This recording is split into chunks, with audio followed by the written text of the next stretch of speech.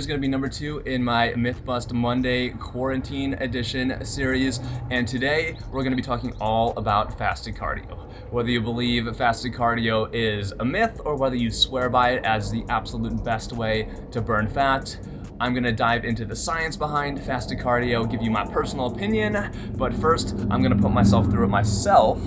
So we're going to go in and get a cardio workout in right now.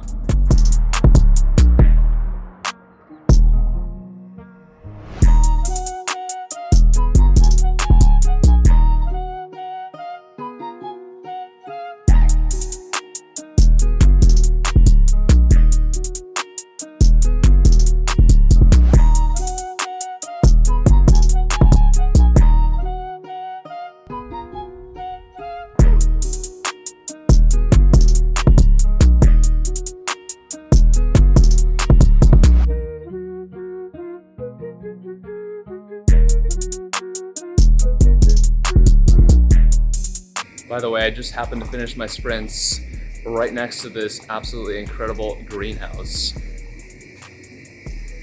It's so beautiful in here. And you might be wondering why we're not sitting down at a table and just diving straight into this chat. Well, honestly, it's because we're talking about fasted cardio and I'm not fasted. Details, right? So, in order to do that, and this is a big topic, I'm not going to dive too much into it right here and now, but part of the reason people believe that fasted cardio is such an effective way to burn fat, because by definition, when you're in a fasted state, the body doesn't have glycogen stores. You don't have those stored carbohydrates in your muscles, and therefore your body is forced to, it's getting a little loud over here, let's walk up here, and therefore your body is forced to burn the fat, turn to the fat as fuel. So since I'm not fasted, it's like middle of the day, and I was actually planning to film this tomorrow and do an early morning segment. But I'm not fasted today, so what I'm gonna do is I'm gonna do a little experiment. I don't generally do fasted cardio, but I'm gonna put myself in a fasted state for a workout early tomorrow morning. And the best way to do that, to deplete your glycogen stores fast, is high intensity cardio and high intensity weight training. So I just did my sprints, hit them hard, burned through some glycogen right there. Later on today, I'm gonna head home and I'm gonna do a lower body pull workout, do some heavy deadlifts, burn even more, have a light dinner, and put myself in really just a good spot to wake up and give you guys my actual, real live, genuine feedback on how I feel doing a fasted cardio workout. And that's gonna be important. How you feel is more important than whether or not fasted cardio at the end of the day actually burns more fat during your workout. So I'll say that one more time. How you feel, how hard you're able to push yourself in your workouts is going to be way more important than how much fat you are burning in the workout itself. So with that being said, we're going to head home, we're going to hit that whole workout, and I'll catch up with you guys in the backyard gym.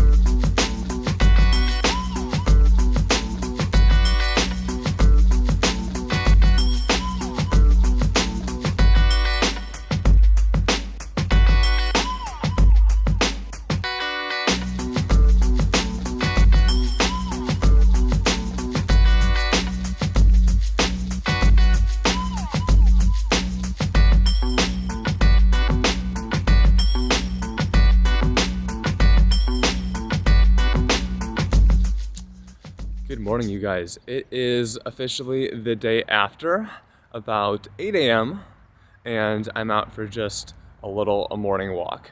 So I said I was going to do some fasted cardio the next day, and normally I would be out for a full-blown run. But today I'm just doing a nice light walk, largely because I'm going to be actually co-teaching a virtual class with a good friend of mine in about 45 minutes. So we're going to be doing like a lower body, high intensity interval training class, HIIT class, with some light weights. And I'm going to treat that as my cardio today because it's going to be about 45 minutes long. And the goal is really going to be to make that like a true HIIT class, to push that super, super hard. And I'm just going to see how I feel.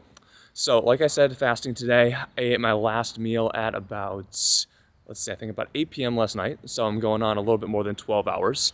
To be considered fasted, you really only have to be, depending on the size of the meal, you have to only go about 6 hours max for your body to be in a fasted state. So if you have only maybe a couple hundred calories, it's probably going to be less than that, maybe 2, 3, or 4. But if you have a full-blown meal, then it's going to be 6 hours. But usually, unless you're not massively overdoing it, it's not going to be more than that. So well into the fasted range, we're going to see what happens with this workout. Now, before I get into that, I'm actually going to turn around right here and start walking back because I got to jump in pretty soon. But before I get into that, I wanted to just give my opinion on overall, fasting cardio. I'm not going to tell you whether or not I think this is legitimate, whether I think it's a myth, or whether I think it's the holy grail of fat loss. But I wanted to sort of interject a little bit of logic into the thought process here if you're not there already. Whatever you choose to do, whether it's fasted cardio or fed cardio or any form of exercise, any habit in general that you're looking to benefit you in some way, it's only as beneficial as it is sustainable. So if fasted cardio is not something that you can do on a day in, day out basis, because it's just too hard, it doesn't feel right, it doesn't feel good, then it's not for you. You shouldn't do it.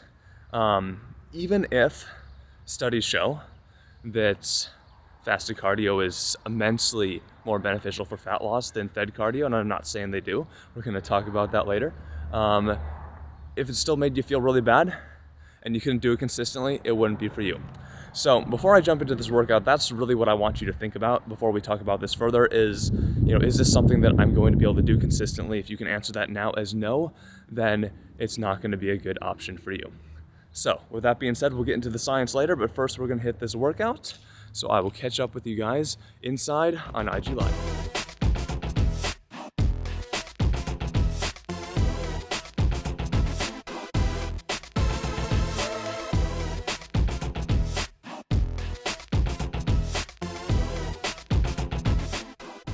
All right, you guys, so now it's time to sit down and look at the facts. After having done 2 workouts myself, one of them fed and one of them fasted, I can honestly say that I didn't really feel any difference during either one of the workouts. And spoiler, that wasn't really a surprise to me. I've been training for about 15 years now, and over the course of that time, I've been a huge proponent of both training methods, individually at different times, and followed them religiously. So I already had a good idea of how my body was going to respond to both types of training, but it had been a real long time since I'd really tested my ability to train in a fasted state, so I was still curious to see what would happen. Good news is, with these conversations, we always take my personal opinion and my experience and sort of compare it to the rest of the community and some of the science out there, and really just give you guys the most well-rounded picture possible so that you can make the best decision for you.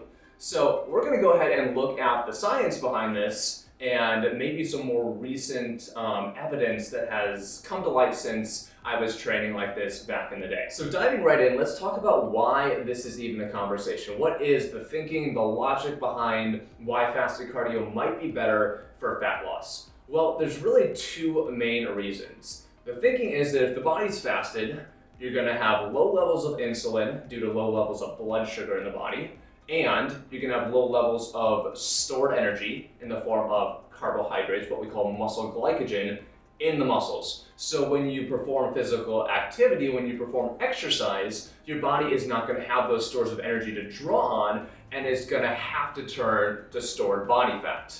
So that is the baseline reason behind why people think that they're going to burn more fat when they exercise in a fasted state versus in a fed state, when obviously you have blood sugar levels that are elevated and you have energy available to burn in the moment.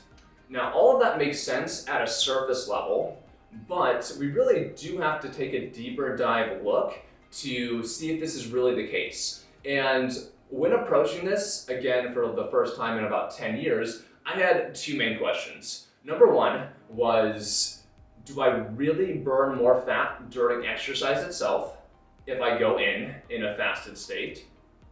And then number two, and arguably more importantly, what happens for the next 12 to 24 hours after my exercise? Do I stay in that fat burning state, or does the body sort of adapt in any way to, I don't know, maybe compensate for being in a fat burning state during exercise? So those are the two questions that I wanted to address. I already really had an answer to, is this going to be something that I can do? Am I going to feel all right exercising in a fasted state? Because that is an important question as well. So in order to answer this question, I investigated a handful of studies, which I'm going to throw up on the screen right now. The first of those studies was one by Soulfit and colleagues that investigated changes in body composition over about a month period of time in 20 individuals. So body composition is everything from changes in your measurements, like your waist circumference, to your overall body weight, to your body fat percent. We're going to be focusing on the body fat percent because that's what this discussion is about.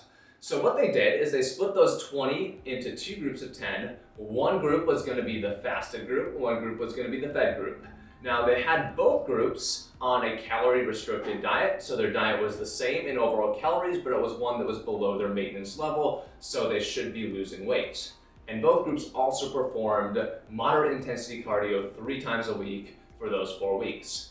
Now what they found at the end of that month was that the body composition of both groups decreased as far as those measurements, as far as their overall weight, and yes, their body fat percentage. But the difference between the fed and the fasted group really wasn't noticeable. It was almost effectively the same. And what they concluded from this was that training fasted versus training fed doesn't really have a huge impact on how much fat is lost. If anything, it's being in a moderate sustainable calorie deficit over time that is going to lead to fat loss. Now, this also prompted a really great question that led me to my next study. If the body really does burn more fat during exercise when in a fasted state versus a fed state, then why didn't we find that the fasted cardio group had better fat loss results at the end of that month than the fed cardio group? Now, in order to explain Schofield's finding, Paoli and colleagues investigated something called the RER, or respiratory exchange rate. And in a nutshell, RER is just a measure of how much oxygen the body takes in versus how much carbon dioxide the body puts out. And you can use the number that you get on the RER scale to predict what type of fuel your body will be burning. For example, an RER of about 0.75 is going to be correlated with a fat burning state, whereas an RER of 1.0 is going to be correlated with a carb burning state. So what they investigated in Paoli's study was how is the RER affected during exercise, during and after exercise in fasted versus fed participants. And what they discovered was that those that ate before they exercised burned more carbs during exercise, but burned more fat post-exercise, and vice versa. If you went into your exercise fasted, then you burn more fat during the exercise itself and more carbs afterwards. And this suggested that the body was incredibly dynamic and functions to sort of compensate for whatever fuel was being burned as a priority during exercise, and work to sort of preserve that fuel post-exercise. The subjects in this study were followed for 24 hours, were monitored for 24 hours, and these were the findings. So what do we make of these findings? If you're like me, then my first thought was, all right, well, maybe I only exercise for 1 hour, but there's 23 more hours in the day. So even if eating before I exercise means that my body is going to focus on burning carbs during my actual 1 hour training session, I'd rather be burning fat for the other 23 hours, right? That makes sense. Well, I had to think about this one for a minute too, but that's actually flawed logic.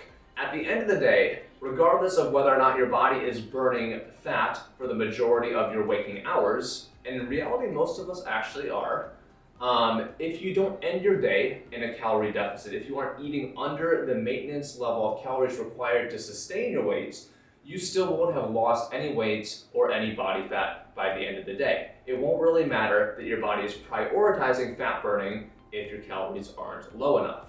On the flip side, you might turn that around and say, all right, well, if I know that if I go into my workout fasted, I'm gonna burn fat in the moment. And you would be right. You would be burning fat in the moment because your body has no choice.